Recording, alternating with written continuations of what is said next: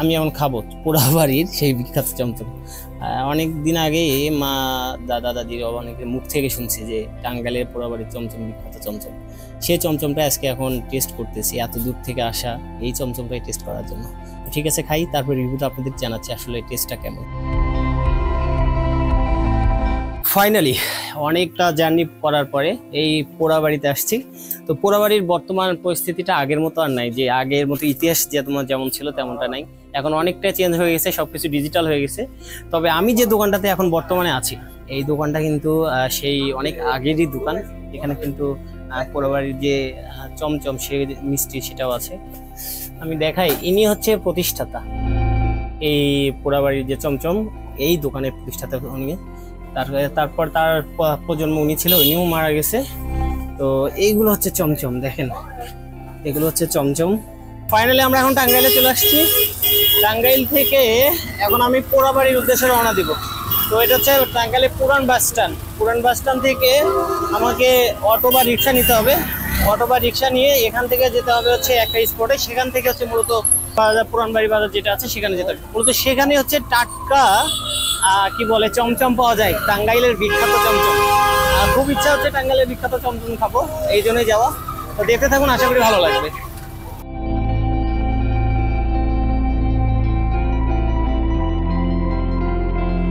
যেতে যেতে সন্ধ্যা বাংলা বান্ধা না বন্ধুরা, আজকে আমি বাংলা বান্ধা যাচ্ছি না।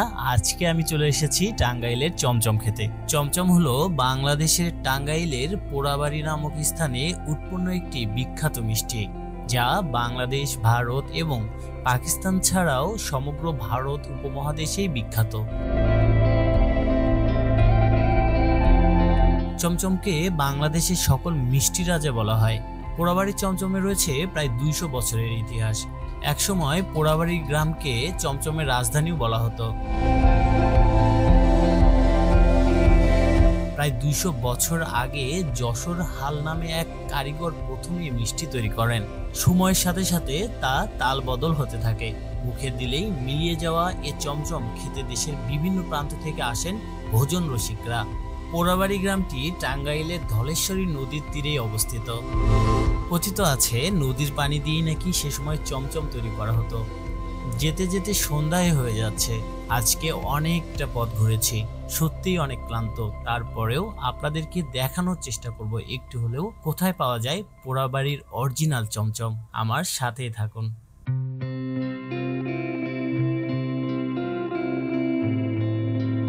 ফাইনালি অনেকটা জার্নি করার পরে এই পোড়াবাড়িতে আসছি। তো পোড়াবাড়ির বর্তমান পরিস্থিতিটা আগের মতো আর নাই, যে আগের মতো ইতিহাস যে তোমার যেমন ছিল তেমনটা নাই। এখন অনেকটা চেঞ্জ হয়ে গেছে, সবকিছু ডিজিটাল হয়ে গেছে। তবে আমি যে দোকানটাতে এখন বর্তমানে আছি, এই দোকানটা কিন্তু সেই অনেক আগেরই দোকান। এখানে কিন্তু পোড়াবাড়ির যে চমচম সে মিষ্টি সেটাও আছে। আমি দেখাই, ইনি হচ্ছে প্রতিষ্ঠাতা, এই পোড়াবাড়ির যে চমচম এই দোকানের প্রতিষ্ঠাতা উনি। তারপর তার প্রজন্ম উনি ছিল, উনিও মারা গেছে। তো এইগুলো হচ্ছে চমচম, দেখেন এগুলো হচ্ছে চমচম। দেখতে পাচ্ছেন কেমন চমচম, একদম লাল লাল চমচম। আর এই পাশে কিছু চমচম আছে। আর উনি হচ্ছে মূলত হচ্ছে কাজ করছে, এখন চমচম তৈরি করছে। আমরা আমরা ওনার সাথে কথা বলছি। ওনার সাথে ওনার ছেলে গেছে, যা ওনার সাথে ছেলে না ওটা, আচ্ছা ওনার ছেলে গেছে, ওনার ছেলে যা এখন যোগাযোগ করতেছে। হয়তোবা উনি আসবে, না আমরা যা দেখবো কিভাবে তৈরি করতেছে। পাশে থাকুন, আশা করি ভালো লাগবে ব্লগটা। আপনি কেমন আছেন? ভালো। ভালো আছেন না? আপনি? তো আমি আছি আলহামদুলিল্লাহ, আল্লাহ ভালো রাখছে। তো এইখানে যে চমচম যে তৈরি হচ্ছে, এখন কি আগের মতোই কি কাস্টমার আসে কিনা? কাস্টমার আগের থেকে কম। আগের থেকে কম। তো দুধ যে সংগ্রহ করেন কোন বাজার থেকে? এটা এই পোড়াবাড়ি বাজার। পোড়াবাড়ি বাজার থেকে। কখন তো সংগ্রহ করেন বলুন? দুধটা হলো আপনার 11টা থেকে 12টার মধ্যে। 11টা থেকে 12টা। আর হচ্ছে সারাদিনে মিষ্টিটা তৈরি করেন? হ্যাঁ, এই রাত্রে বেলা 2টা থেকে 3টার দিকে কাজ করি। এই তো চিনি টিনি সবকিছু দেওয়া। আর পানিটা পানিটা হলো ওই যে আমাদের ধলেশ্বরী নদী, এইটা দিয়ে মিষ্টিটা তৈরি হয়। হ্যাঁ এটা দিয়ে তৈরি। মিষ্টির স্বাদ কেমন আপনাদের এলাকার মানুষ যারা আসে? আছে, ভালো স্বাদ ভালো আছে। আচ্ছা, একটা কথা আপনি বলি, সেটা হচ্ছে চাচা, এই যে পোড়াবাড়ি বাজারে যে চমচম যে বিখ্যাত হয়ে উঠছে, সবার মাঝে যে জাগরণ করছে সেই আগেকাল থেকে, আদিকাল থেকে, এটা আপনাদের কেমন লাগে? ভালো ভালো লাগে, মানুষজন আসে অনেক দূর থেকে আসে। আসে। তো এই মিষ্টিগুলো চমচম গুলো এগুলো কত করে বিক্রি করছে? এটা হলো আপনার 250 টাকা কেজি, এটা হচ্ছে 250 টাকা কেজি। আর 20 টাকা পিস। যেটা রসগোল্লা সেটা গোল্লা 300 টাকা। ওটা 300 টাকা করে। তো চাচার কাছ থেকে শুনলেনি মূলত হচ্ছে এখন এই জায়গায় আপনি একাই আছেন চাচা? আমি একাই। যে এটা এখন 3টা ছেলে আছে, তারা যদি এটা করলে করতেছে? করব, না করলে না করব, বুঝেন না? মানে এই মিষ্টি কি তারা বানানো শিখছে বাসা? শিখছে। আমার তো মনে হয় পারবো ওরা, আর না পারলে তো আর কিছু নাই।